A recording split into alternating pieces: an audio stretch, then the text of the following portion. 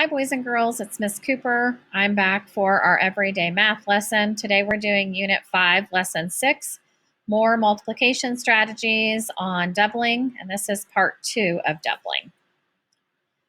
And if I was going to name this lesson, I would say something about halves or splitting the number more than doubling. So I want you to think about the questions that are on this screen. It says, think about this. Blank is a double of 3 because half of blank is 3. Blank is a double of 5 because half of blank is 5. And blank is a double of 9 because half of blank is 9. So I want you to think about our doubling lesson yesterday. And if we took a number and doubled it, that means that we took a number and we added it to itself. So like 2 plus 2, or we would multiply it times 2. So 2 times 2. So if we look at this first question, it says is a double of 3. So if I doubled 3, 3 plus 3 would be, and hopefully you said 6, right? So 6 is a double of 3 because half of 6 is 3. Okay, what about the next one? The next one says is a double of 5. So I would want to figure out 5 plus 5, or 5 times 2, which would be 10. So 10 is a double of 5 because half of 10 is 5. And then the last one, blank is a double of 9. So again, we're going to double 9. So you can do 9 times 2, or you can do 9 plus 9. And I'm going to give you just a second. Remember, if you don't know 9 times 2, you can count by 2's 9 times, and you will get the right answer. The answer should be 18 because half of 18 is 9. Now, I want you to look at the numbers that are in those boxes. And what do you notice about all of those numbers? I'm going to give you just a second to think about it. They aren't all 2-digit numbers, so that won't work, but we have 6 and 10 and 18. Hopefully you figured out that all of those numbers are even numbers, and they can be split equally, right, and shared with somebody else. I want you to think about that as we do this lesson today. So here's our first question for the day.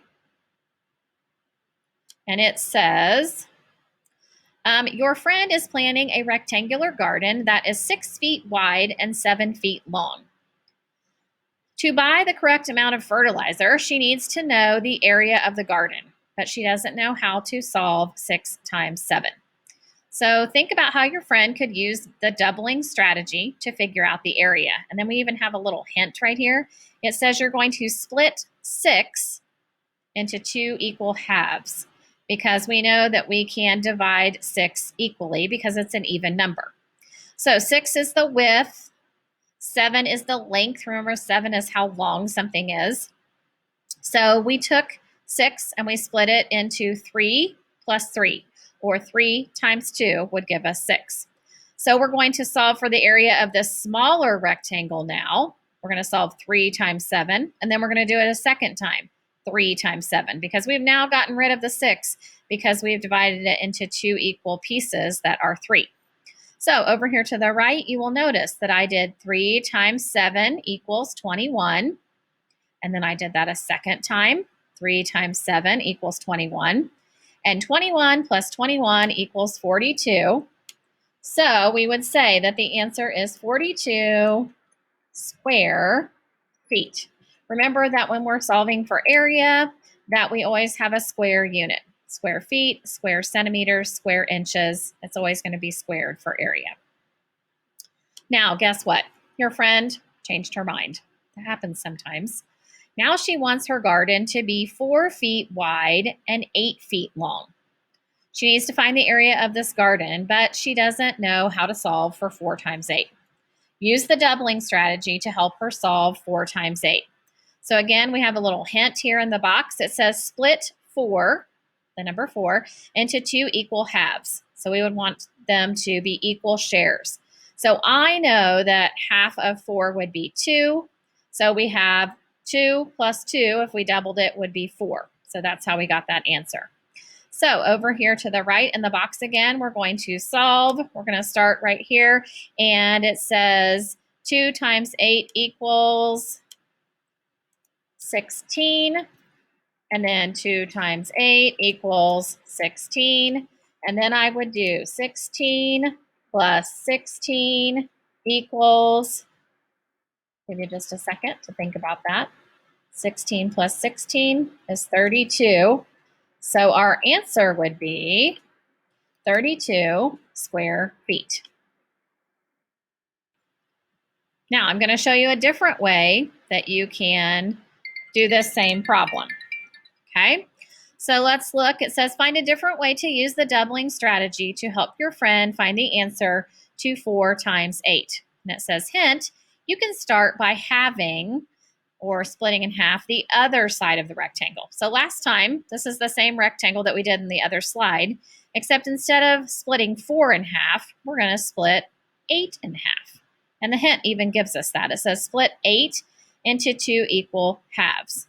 So half of 8 would be 4. So we're going to have 4 feet and 4 feet.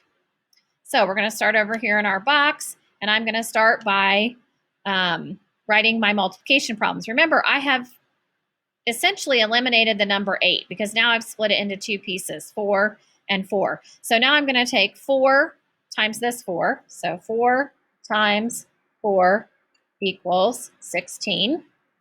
And then I'm going to do it a second time for this half because this part is 4 times this other 4. So 4 times 4 equals 16. Then I'm going to take those two totals, 16 plus 16, and I'm going to add them together, 16 plus 16. And again, I want you to think about that for a minute. 16 plus 16 equals 32. So our answer would be 32 square feet. So today you're going to do some more practice that looks just like that. I'm going to click over to the screen and show you what it looks like. This is your homework or your practice for this skill. It says solve the next 4 slides by using the doubling strategy that we learned today in our mini lesson by Miss Cooper. Every yellow box that you see or highlighted area should be filled in with a number. And so I've shown you an example. If it looks like this, you should be plugging in the numbers that go with the problem. Okay, so I'll show you this first one just to get you started. It says that Miss Cooper wants to make a bulletin board that is 4 feet wide and 7 feet long. She doesn't know how to solve 7 times 4. You're going to use the doubling strategy that you were taught in today's video to find the area. Good luck and show me what you know.